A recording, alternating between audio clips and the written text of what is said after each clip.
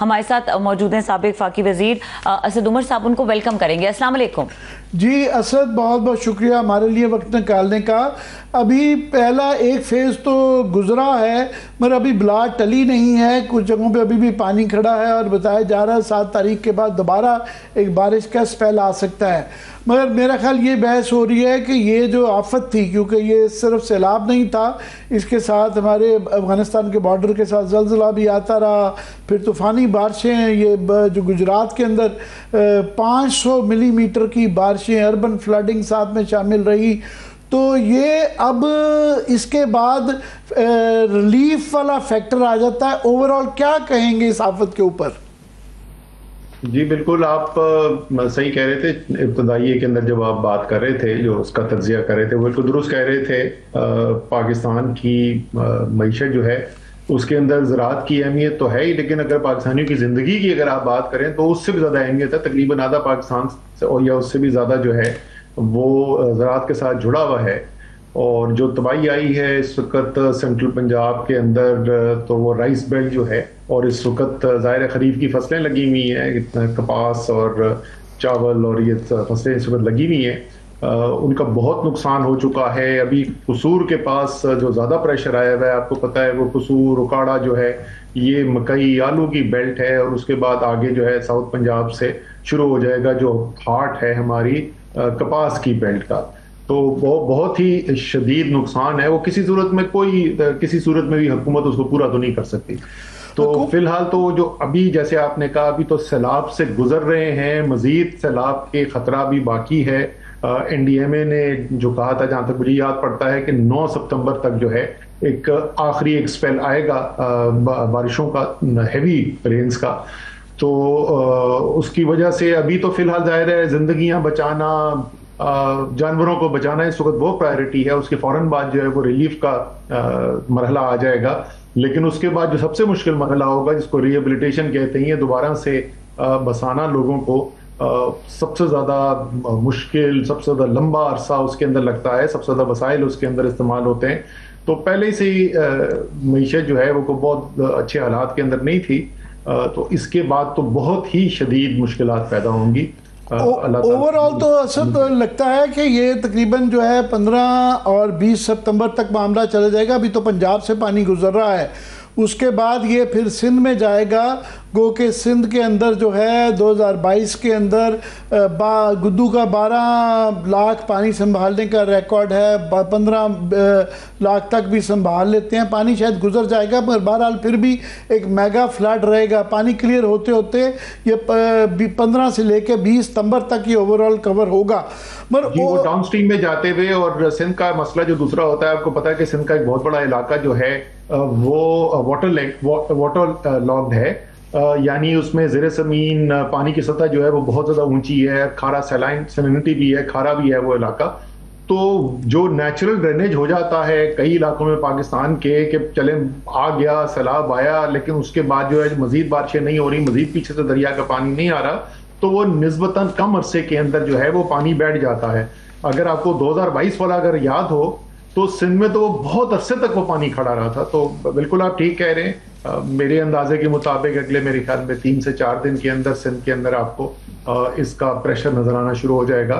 और उसके बाद अल्लाह खैर करे, गुद्दू और सखर बैराज जो हैं, पिछली दफ़ा भी बहुत ज़्यादा अंडर प्रेशर आए थे। इस दफ़ा अभी एक वो मुहैया भी पाकिस्तान में होती हैं, वो कह रहे हैं कि जी सक्कर बैराज के आप क्योंकि फाइनेंस को असद देखते रहे हैं, और पिछले 3 साल के अंदर एवरेज जो है वो 2% ग्रोथ रही है। और पिछले साल जो है ख़ास तौर पे एग्रीकल्चर जो है, जो मुझे याद पड़ता है 13% जो है ना उसके अंदर डाउनफॉल थी।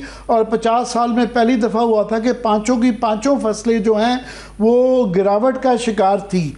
अब इन हालात के अंदर, जबकि पूरी आपको राइस बचा गया था पिछले साल, फिर भी 4-4.5 बिलियन डॉलर के करीब जो है आपकी एक्सपोर्ट हुई, जिससे एग्रीकल्चर का भी थोड़ा सा फिगर बेहतर हो गया। ओवरऑल भी आपकी एक्सपोर्ट और ग्रोथ के अंदर भी कोई फ़र्क पड़ गया।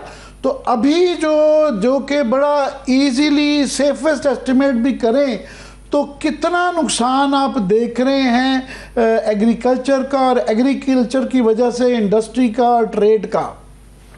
देखिए इस वक्त जो है वो बिल्कुल इब्तदाई, जैसे पहले हम बात कर रहे थे कि इस वक्त तो सैलाब अभी गुजर रहा है, तो इस वक्त कोई हतमी फैसला करना कि कितना ज्यादा उसका नुकसान हुआ वो मुश्किल है। लेकिन यह हमें पता है कि पाकिस्तान में जब बड़े सैलाब आते हैं, जब ज्यादा उससे तबाहकारी होती है, तो उसका असर जो है वो मईशत के ऊपर इतना हो सकता है कि मईशत की तरक्की की रफ्तार सिर्फ कम नहीं, मनफी के अंदर भी चली जाती है।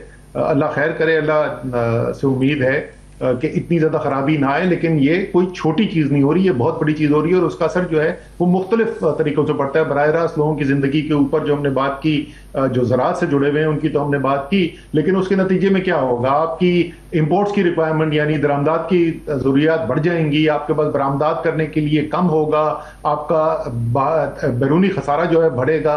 वो जब महंगाई बढ़ेगी, खाने पीने की चीजों की कीमतें बढ़ेंगी, तो ये जब सब होगा तो वो एक आहिस्ता आहिस्ता जो सेंट्रल बैंक जो है, स्टेट बैंक पॉलिसी रेट आपका कम कर रहा था, उसके पास भी गुंजाइश खत्म हो जाएगी कि उसको कम किया जाए। तो उसकी वजह से एक और मुश्किल पैदा होती है कारोबार के लिए। तो उसके एक दो सिर्फ मुज़मरात नहीं है, वो पूरी मईशत को फिर असरअंदाज होता है और बहुत मनफी तरीके से असरअंदाज होता है। बारी बारी असल चीज़ें देख लेते हैं। रिहेबिलिटेशन का एक हमारा अपना एफर्ट है और एक बाहर का जो हमें डोनर्स की तरफ से कई दफ़ा इमदाद आ जाती है। पहले लोकल कर लें। मैं देख रहा था कि जो फिगर आ रहा है अभी कि 13 लाख एकड़ ज़मीन जो है पानी के नीचे चली गई है। मेरा तो ख्याल है हुकूमत जो है ये तवातुर के साथ पिछले 2-4 साल से ये किसानों के साथ कोई अच्छा सलूक नहीं हो रहा। उनको पहले सपोर्ट प्राइस गंदम के वादे किए गए, वो फिर नहीं दिए गए। जब से ये साइकिल चल रहा है, इसीलिए सारी फसलें जो हैं वो डाउनवर्ड जा रही हैं। अभी बहुत मैं समझता हूँ कि ज़रूरी है कि उनको कॉम्पनसेट किया जाए, क्योंकि किसान की जो इनपुट्स की कीमत होती है उसने आड़ती से उधार लेके जो है वो बीज के ऊपर, खाद के ऊपर, बाकी चीज़ों के ऊपर पैसा खर्चा होता है। तो रफली मैं ऐसे ही, मैं जिस तरह आपने कहा कि अर्ली एस्टिमेट से बताना मुश्किल है, पर फ़र्ज़ करें लाख रुपए पर एकड़ भी दिया जाए तो ये 130 अरब रुपया है, जो आपके ख्याल में कितना ज़रूरी है? मैं तो समझता हूँ देना बड़ा ज़रूरी है, वो पहली वाली हुकूमत कंजूसी ना करे। आपका क्या ख्याल है? देखिए इसको दो मुख्तलिफ जावियों से देख लें आमिर। एक तो जाहिर है एक इंसानी है ना, बराह रास्त के आपके लोग जो पहले से मुश्किल के अंदर मौजूद थे, और आपको पता है कि पाकिस्तान में तो 93% से ज्यादा जमीन जो है वो बिल्कुल छोटे काश्तकार के पास है, जो वैसे ही अपना उसका गुजारा पूरा करना बड़ा मुश्किल होता है। उसके बाद जो जिस तरीके से पिछले साल वो तकलीफ में गुजरे, जिस तरीके से उनको फसलों की कीमत नहीं मिली, फसलों में जैसे आपने कहा पाकिस्तान में 50 साल बाद पहली दफा हुआ है कि 5 बड़ी फसलें जो है वो उनकी पैदावार कम हो गई। तो वो एक इंतहाई मुश्किल वक्त से पहले गुजर रहा था, उसके ऊपर से ये आफत आ गई है। तो एक तो उसका इंसानी पहलू है कि उसकी मदद करना, जाहिर है अपने जो पाकिस्तानी है जो सबसे ज्यादा तकलीफ में हो उसकी मदद करने की जरूरत है। लेकिन अगर आप बिल्कुल मैक्रो इकोनॉमिक पॉलिसी जो है ना, अगर आप सिर्फ खालिस मईशत के पॉइंट ऑफ व्यू से भी देखें कि जिस वक्त मईशत सुकड़ती है तो उस वक्त जो पॉलिसी जो मईशत की एक्सपर्ट्स हैं वो आपको कहते हैं कि आपको सरकार की तरफ से स्टिमुलस देना पड़ता है। जिस तरीके से कोविड हुआ तो कोविड के अंदर वफाकी हुकूमत ने भी कैश डिस्ट्रीब्यूशन की, जो सबसे ज्यादा बराह रास्त जिनके रोजगार इफेक्ट हो गया था, और तकरीबन मुझे जहां तक याद पड़ता है हमने 200 अरब रुपए से ज्यादा तो कैश ट्रांसफर किया था। और उसके बाद जो है उसके अलावा जो सेंट्रल बैंक है, सेंट्रल बैंक ने जो छोटे कारोबार जितने भी थे उनकी मदद की, बड़ों की भी मदद की, ताकि वो लोगों को रोजगार से ना निकाले। तो और उसका जो है हमें फायदा हुआ और उसका नतीजा आपने देखा कि उसके बाद 2 साल हमें ग्रोथ जो है मईशत के अंदर बहुत अच्छी मिली। तो ये सिर्फ इसलिए नहीं करना चाहिए क्योंकि किसान गरीब है और वो मुश्किल के अंदर है, हमें इसलिए भी करना चाहिए कि अगर हम गरीब किसान की मदद करेंगे तो उससे सारे पाकिस्तानियों का और मजमूई तौर पर मईशत का फायदा होगा।